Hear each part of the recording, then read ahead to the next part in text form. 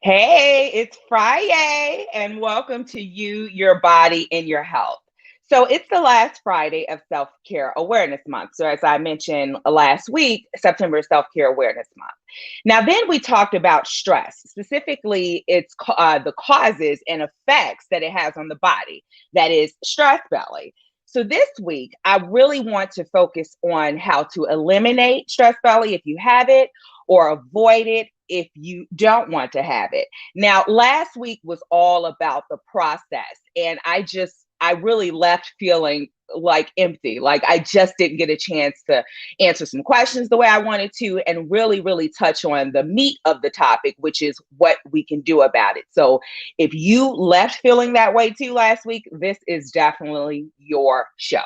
Now, to reiterate what I said before, stress belly itself is not a medical diagnosis. So I want to be clear on that. It basically describes how stress and stress hormones, specifically cortisol, which we talked about, can lead to stress belly, which is also called abdominal obesity or belly fat. And so I want to also say something before I even start the show. I'm going to be emphasizing this every week. I talked about it in the initial show. This show is all about increasing what's called your health span, hence the term your body, and your health, or I should say the phrase. And really, health span, unlike lifespan, which is something that is not under our control, health span is under our control. And so the goal of You, Your Body, and Your Health, and every show we do this week, is to improve your health span. That is the number of years on this earth. So your number of years within your lifespan that you are healthy. So remember that with every topic we touch. Now, this week, there is no successful aging segment, but I am going to answer a lot of the aging related questions within the talk. So we're not going to have a specific successful aging or aging successfully segment this week. So, with that being said, I want you to tell me where you're tuning in from as usual. I would love to know who I'm working with, who's watching, and what kind of questions I'm going to be getting. You can start asking those questions now if you want to, because this show will end with a Q&A. So just to give you a little rundown, I'm going to start with a brief recap about what we talked about last week. So that was abdominal fat, the belly fat, the stress belly, kind of how it starts. And then I'm going to answer 5 questions that a lot of you asked. So I'm going to answer those questions because I felt that the whole audience could benefit from them. So I'm going to answer, this is Q&A Friday. And I'm thinking about making this a regular thing. I'm thinking we might make a Q&A Friday every 4th Friday of the month or something like that. Shoot me a comment. Let me know what you think about it. What do you think about having Q&A Fridays every 4th Friday of the month where, it's an open floor for you to ask me your health related questions? So drop me a comment there and let me know what you think. So, if you were here last week, you'll remember a little of the content that I'm going to talk about this week, or again, maybe you need a refresher. If you were not here last week, I encourage you to watch that episode because a lot of the mechanisms that I'm going to kind of glide through really fast, you'll get those in the last episode. And as always, be sure to share this, like and share this video with your family members and your friends, anyone you think can benefit from improving their health span, which is everybody quietly. And I am Dr. Nina, for those who don't know who I am yet, and this is my show, You, Your Body, and Your Health. With that being said, let's talk about some abdominal anatomy and the stress belly cycle as a quick recap to the show. So I have a slide to show you, and this is really what we talked about last week. So I'll get that up. So that is the figure that I put up. Let's get the second one up. All right.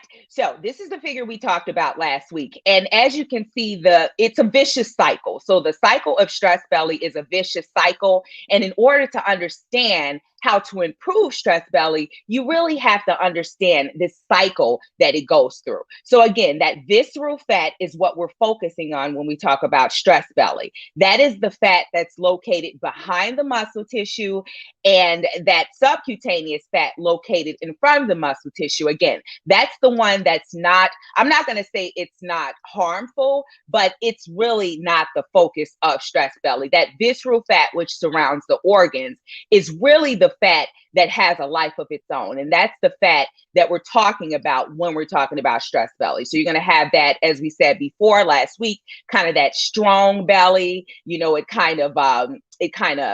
it's firm because it's behind muscle. And you really want to think about that as we progress through that. We're talking about that specific fat that sits behind the muscle. So the cycle, again, I'll tell you, it's chronic stress, which is what we're talking about here. We're not talking about the onesie, twosie stress events that you go through. We're talking about chronic stress that's being stressed for a long period of time, all the time. That's the stress that is linked to belly fat or stress belly. And specifically because that stress increases the chances of insulin resistance. And as we said before, insulin resistance is basically your body's inability to respond or to the insulin effects of sugar. So basically, your body releases sugar in response to stress. It releases a whole lot of sugar. Generally, insulin is supposed to come out and clear it. With prolonged and repeated exposures to stress, that insulin becomes more resistant to it. It's almost like you can think about insulin as getting used to it. Oh, she's stressed out and here's some more sugar. I'm not coming out anymore because she keeps doing it. So I'm not going to come out anymore. That's kind of how that insulin resistance works. And then you have that insulin resistance because of that leading to visceral fat storage. And that's because the insulin, that sugar, it has no way to store. It really has nothing it can do with itself. It cannot store.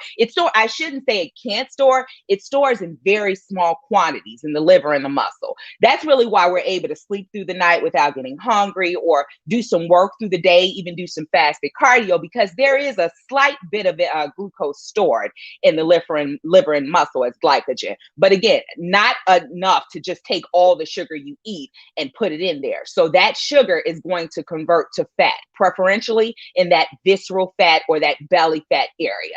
Now, that excess visceral fat, again, it triggers inflammation. As I said last week, inflammation is linked to every single chronic condition you could possibly think about. Just like an acute inflammation, which occurs when you hurt yourself, white blood cells travel to that area to really clean it up. You may get a scar, you may get a bruise. Well, that's how chronic inflammation works, except you're talking about a process that's kicking off atherosclerosis. That is that that cholesterol in the arteries or that plaque buildup in the arteries. So that's why inflammation is linked to those diseases, and ultimately it can trigger a heart attack or stroke. So that's that excess visceral fat. Again, this is a loop. And then finally, you have inflammation itself. This is what really makes it a vicious cycle. That inflammation itself causes stress belly. So even in the absence of stress belly to begin with, you have inflammation that raises stress hormone levels. So that's like a kickoff of the chronic process, the chronic stress process. So again, even if you don't have belly fat, you're at risk of that. So again, if you're like, well, I don't have any belly fat, it's no big deal, this show doesn't apply to me. Yes, it does, because you can get belly fat too. So I want you to think about that as we progress through. So I'm hoping that I got kind of cleared up that loop, but really understanding that, it can go either way. I really have to emphasize that. So you're probably wondering now, I got plenty of time to tell you, the best way to really get rid of that stress belly is to address all of those factors. You have to address the stress, number one. You have to address the inflammation. You have to address the fat by way of exercise and nutrition as well. So there are various ways that you have to get a hold of that fat or get on top of that fat. Now, I'm going to start with the questions that I've been getting. So I kind of jumped ahead a little bit, but yes, how can I stop inflammation? So again, as I stated before, inflammation has this vicious loop. You have the visceral fat, so that belly fat, that stress belly that triggers inflammation. And you also have that stress itself outside of belly fat that triggers inflammation due to those increases in cortisol. So basically anything that reduces cortisol is going to be something that tackles inflammation. Anything that reduces belly fat is going to be something that tackles inflammation. In the comments box, let me know what you think. What do you think are the 5 things that I'm going to say? Because you've probably heard them before. I talk about them all the time. I've talked about them a lot last week. So give me 5. I like that. I got eat clean and exercise. That's 2. Brenda knocked out 2. I need 2 more. I need 3 more total, but someone give me the other ones. I'm going to let you tell me this show. I got eat clean and exercise. What else? What else are we going to do for this equation? We're going to eat clean. Well, I'll talk about that while you figure it out. So that eating clean. So I'm going to say for real, you'll hear me say it a lot. The eating clean part, I kind of don't use that a lot because it almost implies that if you don't eat clean, you're eating dirty. So that's something that I try. I try to kind of shy away from the good and bad, dirty and clean, and really say, have a sensible diet that puts nutrition at the forefront, right? What do I mean by that? Well, I mentioned it last week. We want to stay away. Number one, we want to stay away from those refined carbohydrates. That's that ultra processed stuff that's usually in a package. And I want to emphasize refined carbohydrates are not always donuts and cakes and cookies. There are a lot of foods masked as healthy that are actually refined carbohydrates. Those energy bars, a lot of them are not good stuff. This is one of my favorite ones, stuff like pretzels, things that they give you and they kind of mask them as, oh, these are good for you because they're not fried potato chips. So a lot of cereals, a lot of breakfast cereals, you want to really limit your intake of these. It's not that you can't have them from time to time. Honestly, that's living. We're going to have these things from time to time. But you really want to limit your intake of them because those carbohydrates alone can do what? Increase cortisol levels. Focus your diet on high quality fats and also focus them on proteins, high quality proteins, high quality, what are often called good fats. You're going to get those fats from foods that are rich in polyunsaturated, omega-3 polyunsaturated, and monounsaturated. And that's really a fancy way of saying that these are good fats that are liquid at room temperature and they do wonders for your body. Avocado, extra virgin olive oil, salmon, oily fish in general, tuna, salmon, trout. These are the foods that are going to give you those good fats. And when it comes to proteins, I'm going to tell you, you can get good amounts of proteins from all animal sources. That includes red meat, folks, in limited quantities. So when I say protein, and if you like an occasional cut of beef, you can have it. You can have it. It's a valuable source of quality protein. The key when it comes to eating certain proteins is just really moderating your intake of them. So, and I also want you to think when we're talking about that diet, I'm really going to hone in on this part for a reason. Think about food combinations and food pairings. I'll give you an example. When you're eating a fat, it's not enough to just eat a fat. Or when you're eating a vegetable or fruit, which is my next one, to actually improve antioxidant levels in the body, know that fat helps the body better digest the antioxidants and certain vitamins housed in foods. So it's not enough to just think about these foods in isolation. Hence the reason that a lot of people ask me about vitamins for inflammation. Well, vitamins are good, but they really don't counter the holistic reactions of foods together. So always pair your veggies and fruits with a good fat and a protein and think about those. And really, I actually have a great article that I wrote on that'sourlady.com that's talking about anti-inflammatory salad toppers. So be sure to check that out. I'll definitely share the link in the comments box when I'm done. So I'm looking at the rest of the answers before I move into the exercise component. Yes, someone said that. Plenty of sleep. Anna said plenty of sleep. Absolutely. That is number 3.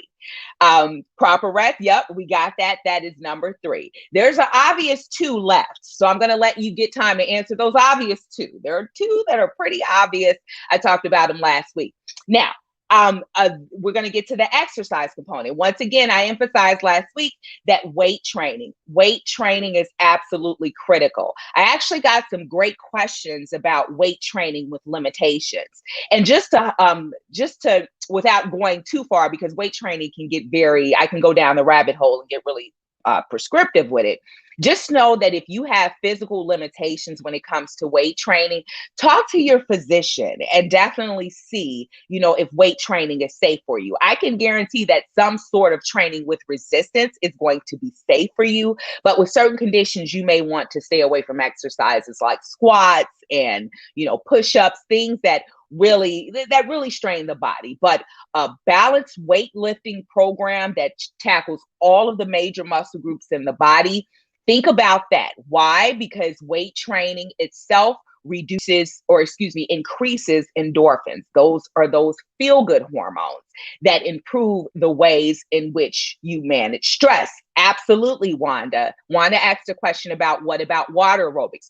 Water aerobics is actually perfect for a cardio component and really a stress component. I know many people find stress relief with the water, but I do want to emphasize, and this is actually related to the exercises I'm going to mention, when you're doing things in water for stress relief and health and fitness in general, you want to also make sure you're complementing those activities with more weight-bearing activities. And water is not considered a weight-bearing activity, so you want to focus on things when you don't have the buoyancy of water to support you.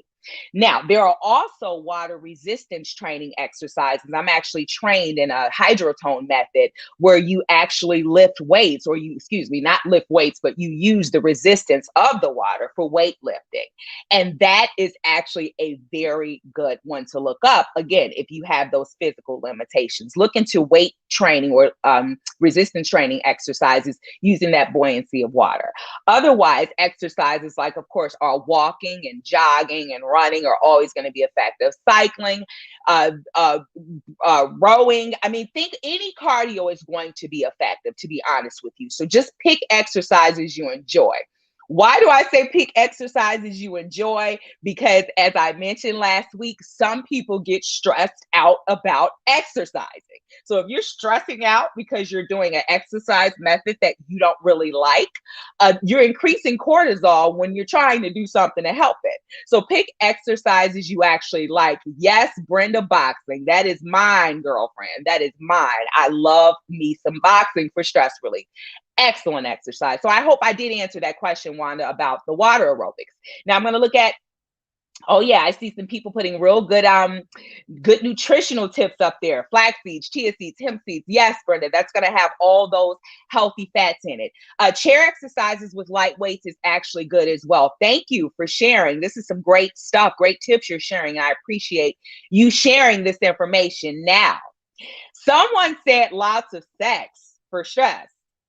Now, I'm going to go ahead and tell you that's a good answer, because that's your form. If that's a way of channeling stress for you, you know what? Go ahead. We all need that from time to time as adults. That's a natural part of life. So yes, lots of sex is, and I'll say that's not necessarily the fourth answer, but that is the answer that goes to managing your stress. But I also want to emphasize, too much of a good thing, believe it or not, it's not necessarily the best. So if you're in a situation where you're channeling your stress with sex and your partner doesn't want to do it, you're stressing your partner out. So make sure you're in a situation when both parties agree that that is how we're managing our stress. We are managing our stress with sex. And as long as both people agree, you're all good there. And yes, someone gave me the fifth answer. That is cut back on alcohol intake. Absolutely. Cut back on alcohol intake, and you're also reducing cigarette smoking. So I'm going to move on to the next question. Which is more important for stress belly, diet or exercise? That's a wonderful question. And I kind of answered it a little bit, both. Both are equally important. If you're going back to that other question, or excuse me, that figure I put up, you notice that there was that subcutaneous fat component, and it was also that visceral fat component. Yes, both are important. Why? I'll give you a little tip. The exercise is really good for that subcutaneous fat. It also works the visceral fat too, but it's good for that subcutaneous fat. That's that vanity fat, I call it. It's the stuff that jiggles and wiggles. But I also want to emphasize again, the exercise is going to help you release those endorphins. And one thing that I also want to point out, besides the endorphin release, is going back to that insulin resistance. That insulin resistance, we need that insulin in order to burn that sugar that's increased when cortisol levels are up. And also that sugar that could, again, that stuff we eat that could raise cortisol levels. Exercise has inflammation, or excuse me, insulin-like effects. So if you were to, hypothetically, if you were to eat a high carb meal and then go and work out or move, that is burning that high carb meal. Now, I'm not saying that you go and you eat all kind of bad foods and try to exercise it off. As I see someone said, Brenda said, you don't exercise a bad diet. You are absolutely right. You cannot exercise out a bad diet, but you can have that insulin-like effect that helps you burn some of that sugar so it doesn't store. So if you go after lunch at work, take a brief walk. After dinner, maybe take a walk. And so now you see that they're both important. Now, let's go ahead and go back to that third question. I think I have another question up to answer. Hopefully I've answered those. And yes, oh yeah, this was probably my favorite question. Will surgery work for a belly? So this answer can be short and simple. Yes, surgery can work, and it does work to eliminate your belly. But I'm going to say this, and I have to emphasize this. Surgery will not work for a stressed belly. Now, what's the difference? I said a stressed belly was visceral fat. The reason that it won't work is because why do we have stressed belly in the first place? I'm going to let you answer that. Why do we have stressed belly in the first place? It's not necessarily just food, right? Why do we have stressed belly? I'll tell you. Stress. So if you are introducing stressors to your body, you can get all the surgery you want. But if you're not addressing the underlying cause, which is stress and stress related components, that's right, life, overeating, all of that, you got those answers. If you don't address that, you can go and get your surgery, and before you know it, it's already going to be reversed.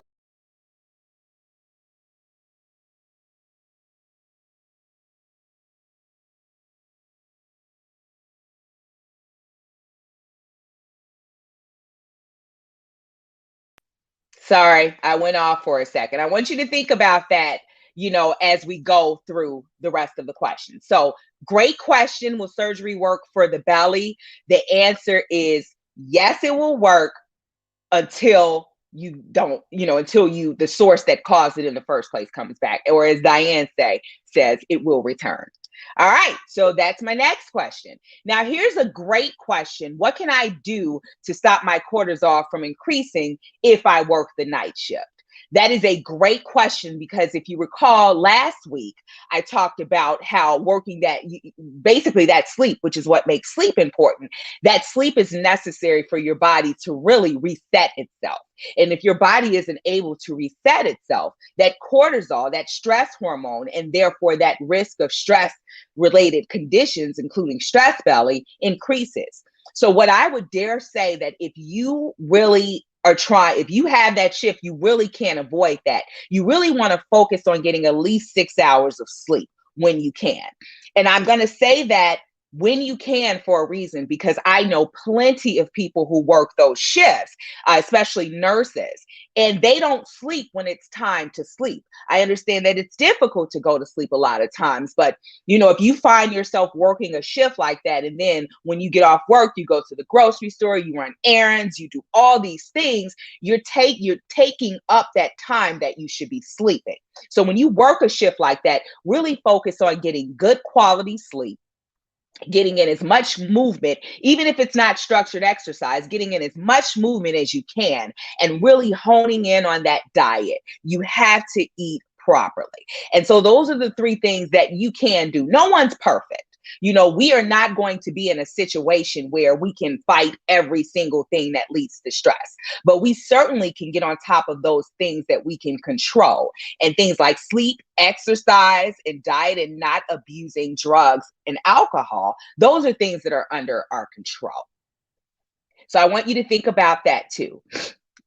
And I saw a question about having, I'll go ahead and chime in with that answer about having trouble sleeping. And I touched on that. I do understand that is a common condition. Some of the ways to do it, a big way to do it that's under your control, and I'm going to put this at the top of the list, even though there are many ways, you have to kind of eliminate that screen time. Eliminate some of that screen time. We have all of these devices, TVs, social media, on phones, tablets, and all this stuff is going on. And we're not we're not able to get to sleep because our bodies are so amped up. So you really have to go and dig deep down inside and say, what am I doing to stop myself from sleeping? Because it's something called passive insomnia. And passive insomnia is very common. I do it sometimes. We've all done it. It's time to go to bed and you start watching a movie. It's time to go to sleep and you start browsing, the internet or looking at social media. These are things that you don't realize you're doing it, but you're passively causing yourself to have insomnia. So it's even if you don't think you're doing it. And the other things to do, meditation, try meditation before going to bed, yoga or therapeutic poses. We're going to do a show on sleep, but those are just a few things that you can do. And again, you can focus on the stuff that you can control when it comes to stress. These are excellent questions. Thanks for asking them. I have 3 more minutes to really get into some more questions. Or also, I think I answered all the questions I had. Did I answer all the questions? I think there may be one more.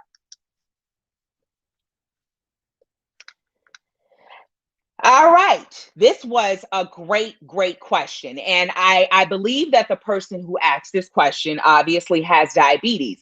And this is a good question because people with diabetes are insulin resistant for the most part. So, you're probably thinking, if I already have diabetes, there's really nothing I can do about this. I already have insulin resistance. I probably already have high cortisol levels. Everything is probably all out of whack anyway. Again, what did I tell you? Health span. Health span can be improved at any phase, even when you have diabetes already. So when you have diabetes, the same rules apply.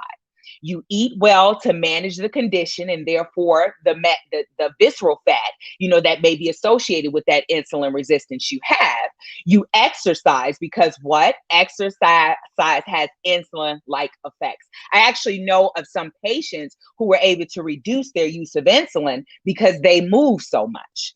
So if you think about moving, make an effort to move. I'm not talking about structured exercise. I'm talking about moving. Make an effort to move at least an hour a day.